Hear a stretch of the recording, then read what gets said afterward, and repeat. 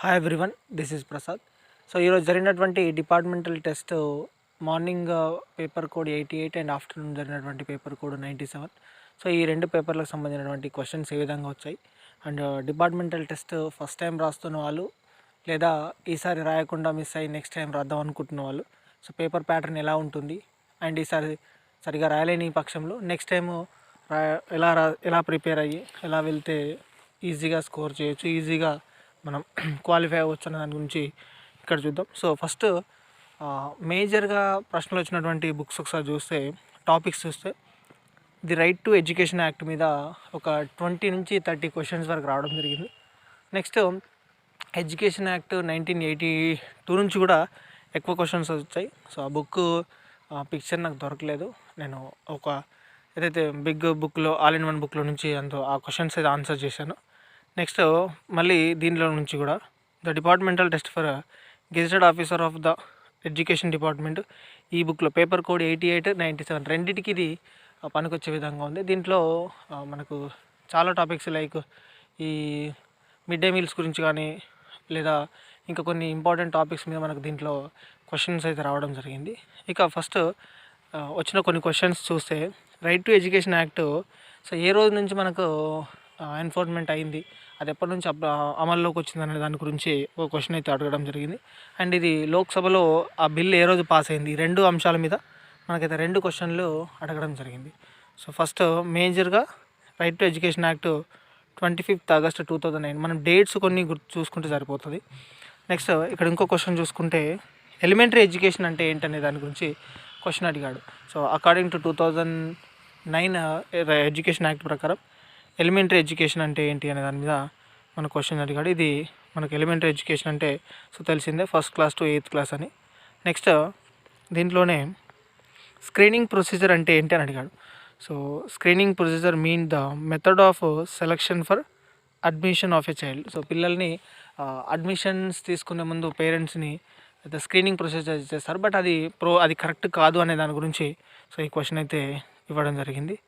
Next right of transfer to other school, పిల్లాడు ఎవరైనా TC కోరితే ఎటువంటి పక్షంలో స్కూల్స్ టీసీని రిజెక్ట్ చేయడానికి అవకాశం ఉండదు. సో దానికి సంబంధించినటువంటి సెక్షన్ ఏంటి అంటే నార్మల్గా ఇందులో ఉన్నటువంటి ఏదైతే ఎడ్యుకేషన్ యాక్ట్లో ఉన్నటువంటి సెక్షన్ల మీద మెయిన్ క్వశ్చన్లు అడగడం జరిగింది. Next duty of appropriate government and local authorities establishment school. So schools establishment సంబంధించినటువంటి అథారిటీ అండ్ ఆ బాధ్యత లోకల్ గవర్నమెంట్కి ఉంటుందనే దాని మించి కూడా క్వశ్చన్ అడిగాడు.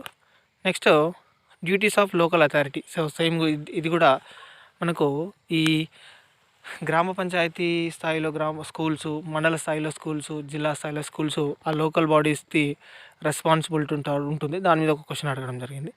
జస్ట్ మనము వెతకడమే దాంట్లో. నెక్స్ట్ ఆర్టికల్ 19 ప్రకారం government provide for the pre school ఎడ్యుకేషన్కి సంబంధించినటువంటి అంటే మనకు అంగన్వాడీలకు సంబంధించినటువంటి దాని మీద ఒక క్వశ్చన్ అయితే అడగడం జరిగింది. దీంట్లో మనం ఆర్టికల్స్ రికగ్నైజ్ చేయడమే సరిపోతుంది. అక్కడ ఆప్షన్లో ఉన్న 4 వెతికినా మనకి ఈజీగా ఆన్సర్ని చేసుకోవచ్చు. నెక్స్ట్ ఇక్కడ సో మనకు స్కూల్ మేనేజ్మెంట్ కమిటీ ఎస్ఎంసీలో 50% ఫీమేల్ టీచర్స్ ఉండాలి. అందులో ఎడ్యుకేటెడ్ ఆ స్కూల్లో చదువుతున్నటువంటి పిల్లల పేరెంట్స్లలో 50% ఫీమేల్ పిల్లల పేరెంట్స్ ఉండాలనేది ఇక్కడ మెన్షన్ చేయడం జరిగింది.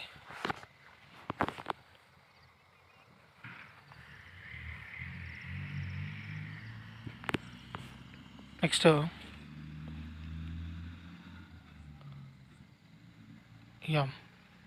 సో చైల్డ్ రైట్స్ గురించి సంబంధించి మనకు ఇక్కడ ఒక క్వశ్చన్ అడిగింది. నెక్స్ట్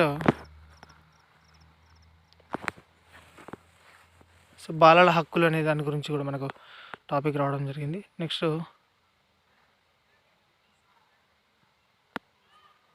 కన్స్ట్రక్షన్ ఆఫ్ స్టేట్ కౌన్సిల్తో సంబంధించినటువంటి మనకు స్కూల్కి సంబంధించినటువంటి ఈ అడ్వైజరీ కమిటీకి సంబంధించినటువంటి సో వాటి మీద ఒక క్వశ్చన్ అయితే రావడం జరిగింది. నెక్స్ట్ ఈ NCERT and national council for okay. Next question, financial responsibility of central government. So ఇక్కడ స్కూల్కి ఫండ్స్కి సంబంధించి state government and central government వాళ్ళ యొక్క కాంట్రిబ్యూషన్ ఎంత ఉంటుంది అనే దాని మీద ఒక క్వశ్చన్ అయితే రావడం జరిగింది.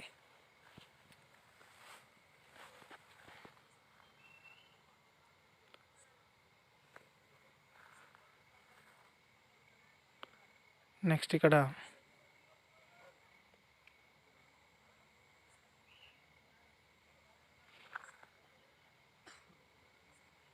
సేమ్ ఇది national committee for protection of child rights. పిల్లల యొక్క హక్కుల్ని రక్షించడానికి మనకు జాతీయ స్థాయిలో national council for child rights protection అనేది ఏర్పాటు చేయడం జరుగుతుంది. దాని మీద మనకు దాని ఫుల్ ఫామ్ ఏంటి అని అడగడం జరిగింది.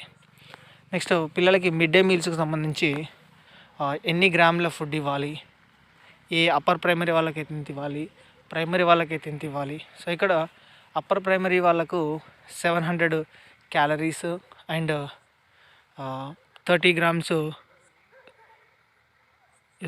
20 grams protein, next 150 grams of rice లేదా వీట్ అంటే బియ్యం లేదా అన్నం లేదా మనము కొన్ని రాష్ట్రాల్లో అయితే గోధుమ పిండితో చపాతీలు లాంటివి ఇస్తారు కాబట్టి సో దానికి సంబంధించి. నెక్స్ట్ ఇక్కడ మిడ్ డే మీల్ సంబంధించి కాస్ట్ ఎంత, మనకు ఎంత కాస్ట్ అనేది గవర్నమెంట్ అయితే ఫుడ్ ప్రిపేర్ చేసే వాళ్ళకు ఇస్తుందనే దాని గురించి కూడా ఇవ్వడం జరిగింది. ప్రైమరీ స్కూల్ పిల్లలకైతే మిడ్ డే మీల్ సంబంధించి ప్రైమరీ స్కూల్ పిల్లలకైతే 4 రూపీస్ 97 పైసే, అంటే అదే ఈ అమౌంట్లో వాళ్ళు ఫుడ్ అయితే ప్రిపేర్ చేయాల్సి ఉంటుంది. రైస్ మాత్రం గవర్నమెంట్ ఇస్తుంది. And next upper primary school పిల్లలకైతే